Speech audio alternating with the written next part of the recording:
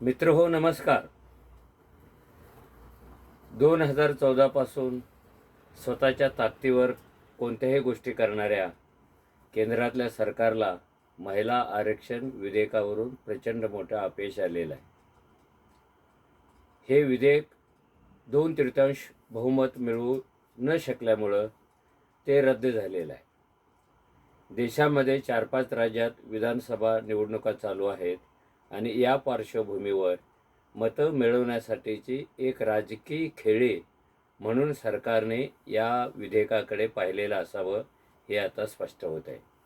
खरं तर हे विधेयक 2023चं त्याच वेळेला ते मंजूर होऊन आत्तापर्यंतची अंमलबजावणी व्हायला पाहिजे होती, पण ती केलेली नव्हती.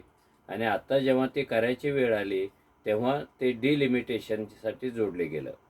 डिलिमिटेशन म्हणजे असा कायदा जो लोकसभेच्या जागा लोकसंख्येवरून वाढवणार आहे. या विधेयकाला दक्षिणेकडून प्रचंड मोठा विरोध होत होता, कारण हे विधेयक जर मंजूर झालं तर दक्षिणेपेक्षा उत्तरेच्या लोकसभेच्या जागा प्रचंड मोठ्या प्रमाणात वाढणार आणि देशाच्या राजकारणावर सातत्याने उत्तरेची छाप पडणार. उत्तर हे भगवं आहे आणि दक्षिण हे बिगर भगवं आहे, हे पुन्हा पुन्हा सांगण्याची गरज आहे असं मला वाटत नाही. तर भगव्याचं सरकार सातत्याने दिल्लीमध्ये येईल यासाठी ह्या लोकसभेच्या जागा वाढवण्याचा विचार केला असा आरोप सातत्याने होत होता. काही असो, याला चिकटवले गेलेलं महिला आरक्षण विधेयक नामंजूर झालं, कारण त्याला 2/3 बहुमताचा पाठिंबा मिळू शकला नाही. आता याच्यामध्ये डावपेच असा होता, हे जर विधेयक मंजूर झालं तर ते सरकारने मंजूर केलं आणि त्या बदल्यामध्ये सरकार महिलांच्याकडे मतं मागणार होतं. ज्या राज्यात निवडणुका चालू आहेत तिथल्याही महिलांचे मतं आणि येणाऱ्या निवडणुकात सर्वच ठिकाणच्या महिलांची मतं सरकार मागू शकलं असतं. जर ते नामंजूर झालं असतं तर महिलांच्या हिताचे विरोधक म्हणजे विरोधी पक्ष असं बोलण्याची संधीसुद्धा सरकारला मिळणार होती, जी त्यांना आता मिळालेली आहे. नुसतंच हे शत्रू नाही आहेत, हे महिलांचा विश्वासघात करणारे आहेत. हे महिलांच्या विकासाला, राजकीय विकासाला खो देणारे विरोधी आहेत. हे महिलांचे सगळ्यात मोठे दुश्मन आहेत असं भाषण करायला आता मोदींनी सुरुवात केली. मूळ मुद्दा असा होता की जर महिला आरक्षणाची तुम्हाला इतकी काळजी असती तर आहे त्या जागामधल्याच 30% जागा तुम्ही महिलांसाठी का देऊ शकत नाही? द्यायला पाहिजे होत्या, देता आल्या असत्या. त्याच्यासाठी लोकसभेच्या जागा वाढवून घ्यायचं कारण काय? म्हणजे लोकसभेच्या इतक्या जागा वाढवून घ्यायच्या की जिथे पुरुषांचं काही नुकसान होणार नाही आणि वाढीव जागातला वाढीव कोटा नव्हे तर मूळ कोटा महिलांना द्यायचा. ह्याच्यात महिलांना काय दिलं असा जर प्रश्न निर्माण झाला असता तरी ही एक चालाकी ठरली असते. म्हणून महिलांच्या नावाने हे करणारे जे लोक आहेत ह्यांची थोडी पूर्वपेटिका पाहायला शिका. हे हिंदुत्ववादी पक्ष आहेत, हे सनातन धर्माला मानणारे पक्ष आहेत आणि हिंदुत्ववाद आणि सनातन धर्म महिलांच्या विकासाच्या आड सातत्याने येतो, याचा पण एक इतिहास आहे.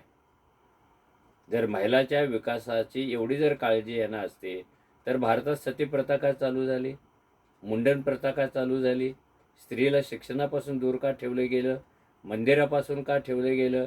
अरे अजून आता सध्या ह्या व्हिडिओचं चित्रीकरण चालू असताना केरळमधल्या मंदिरात स्त्रियांना प्रवेश द्यावा की नाही द्यावा ह्याच्यावर वाद चालू आहे आणि तो देऊ नये अशी सरकार भूमिका मांडत आहे.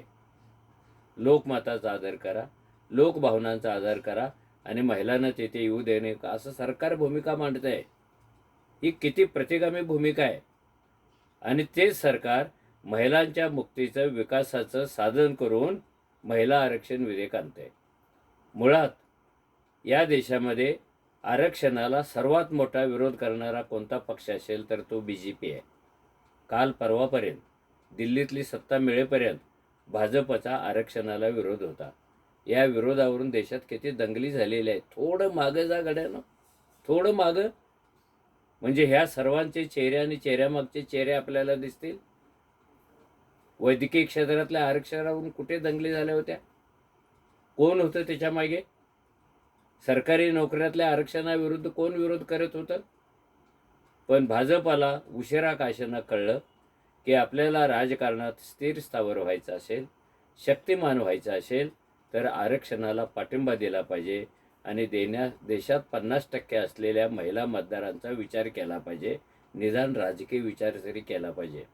म्हणून महिलांच्यासाठी अनेक योजनांचा सुकाळ सुरू झाला. महिला वंदन, भगिनी वंदन, माता वंदन, भगिनी विकास, महिला विकास या वेगळ्या वेगळ्या नावाने भाजपची सत्ता असलेल्या अनेक राज्यामध्ये नुसता योजनाचा पाऊस पडला गेल्या 10 वर्षामध्ये. कोण पैसे वाटतं, कोण सायकल वाटतं, कोण कपडे वाटतं, कोण धान्य वाटतं, कोण पेन्शन देतं, कोण दागिने वाटतं. का? तर हे 50% मतदार आपल्या मुठीत राहिले पाहिजेत. भाजपच्या या योजनामुळे त्यांना राजकीय लाभही झाला, जसा महाराष्ट्रात लाडकी बहीण योजनेने लाभ केलेला आहे. लाडकी बहीण याचा अर्थ महिलांचा उद्धार, महिलांची मुक्ती अशी होत नाही, तर महिलांना मिंदे करणं आणि त्यापोटी त्यांचे मतं मिळवणं एवढाच त्याचा अर्थ आहे. पण आता भाजप स्वतःला जणू काही महिला मुक्तीसाठीचा एक मोठा नेता समजायला लागलेला आहे.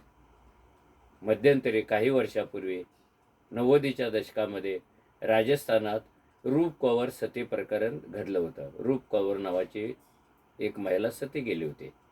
देशभर खळबळ माजली होती. या प्रथेला विरोध करणारा जसा मोठा वर्ग होता, तसा प्रथेला पाठिंबा देणारा सुद्धा वर्ग होता. जयपूरच्या हायकोर्टामध्ये जाऊन सती प्रथेला पाठिंबा देणारे कोण होते? थोडा इतिहास शोधा. कोण होते हे? महिलांच्या आहारावर, वेशभूषावर मर्यादा आणायला पाहिजेत असं सांगणारे कोण आहेत?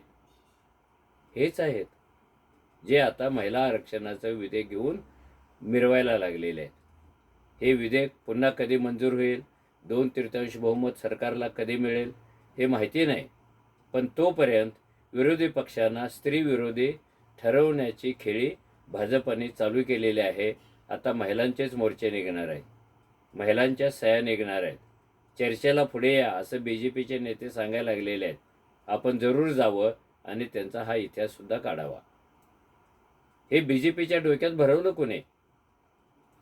तर BJPचा बाप असलेल्या संघाने भरवलेला आहे. याविषयी कोणी शंका बाळगू नये. अशा संघाने की जिथे मुख्य RSSमध्ये महिलांना प्रवेश नाही आहे, ते आता आरक्षणाची भाषा करायला निघालेले आहेत. त्यामुळे ह्या सर्वांचे खायचे दात कोणते, दाखवायचे दात कोणते, याचा विचार सामान्य माणसाने सुज्ञपणे करायला पाहिजे. हे खरंच महिलांना मुक्ती देणार आहेत आणि मुक्तीचं स्वरूप काय? फक्त राखीव जागा मिळाल्यामुळं मुक्ती मिळते? फक्त एखादी महिला निवडून आल्यानंतर मुक्ती मिळते? महिला मुक्ती हा आरक्षणाच्या पलीकडे जाणारा एक समग्र असा एक मोठा विषय आहे. त्याला हात घालण्याची हिंमत हे लोक करत नाही आहेत. अशी खेळणी काढायची, ती वाजवली की मतांच्या पेट्या भरतील, असंच खेळणं म्हणजे महिला आरक्षण विधेयक होतं, जे आता नामंजूर झालं. पुढे काय होणार आहे या विधेयकाचं हे सांगता येत नाही. जसं हिंदू कोड बिलाचं झालं होतं. हिंदू कोड बिल हा भारतातल्या महिलांचा मुक्तीचा जाहीरनामा होता, पण तो उधळून लावण्यासाठी हिंदुत्ववादी संघटनांनी महिलांना हाताशी धरून प्रचंड मोठे प्रयत्न केले होते. आणि त्या प्रयत्नाचा भाग म्हणजे या विधेयकाच्या विरोधात महिलांना दिल्लीत मोर्चा काढायला लावणारे, बाबासाहेबांच्या कचेरीवर मोर्चा काढायला लावणारे दुसरे तिसरे कुणीच नव्हते, तर हेच होते. हे महिलांनी पण नीट समजून घ्यायला पाहिजे. कोणत्या तरी राजकीय कारणासाठी कोणीतरी आपला वापर करते का? आपल्या हिताच्या नावाखाली कोणीतरी आपला वापर करते का? हे महिलांनी समजून घ्यायला पाहिजे. कारण महाराष्ट्रात 1 कोटी महिलांच्या सह्या घेणार आहेत. महिलांनी स्वच्छ सांगायला पाहिजे, आम्हाला जरूर राखीव जागा पाहिजे, त्या राजकारणात आमचा मोठा हिस्सा पाहिजे. पण त्याबाबत असं एक टोकाचं राजकारण कोणी करता कामा नये हे ठणकावून सांगण्याची वेळ पण आलेली आहे. आणि उर्वरित समाजाने हे समजून घेण्याची वेळ आलेली आहे असं मला वाटतं. धन्यवाद.